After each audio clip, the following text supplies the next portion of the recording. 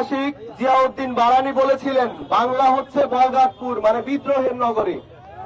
যখন দিল্লি থেকে এখানে শাসক পাঠানো হতো, তখন প্রত্যেকে বাংলায় আসার পর বিদ্রোহ করত, কেউ দিল্লির গোলামি মানে নাই।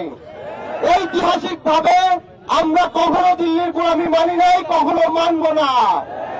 একটা সভ্য দেশে কখনো কোনো কনসুলেটে হামলা হইতে পারে না। ভারতকে তাদের সভ্যতা নতুন করে শিখাইতে হবে তাদের মানুষদেরকে।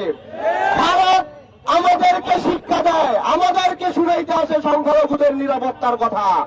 তার দেশে ধর্মীয় স্থাপনার জন্য মানুষ হত্যা করা হয়, ধর্মীয় স্থাপনার নিরাপত্তার জন্য সংখ্যালঘুদেরকে রক্ত দিতে হয়, তারা আমাদেরকে জ্ঞান দিতে আসে। ভারতকে আমরা স্পষ্ট বার্তা দিতে চাই, তোমরা নিজেদেরকে সামলাও। বাংলাদেশ নিজেদেরকে সামলাইতে পারে। আমরা ব্রিটেনের গোলামি মানি নাই, পিন্ডির গোলামি মানি নাই, দিল্লির গোলামি আমরা মানব না। যতবার আমাদের স্বাধীনতার উপরে হস্তক্ষেপ আসবে, ততবার আমরা রক্ত দিব। হোক সেটা 47, হোক সেটা 71, হোক সেটা 82। আমরা 24-এ রক্ত দিয়েছি, আমরা বারবার স্বাধীনতার জন্য রক্ত দিব। দিল্লিকে সাবধান করে দিয়ে আমি আমার বক্তব্য শেষ করছি।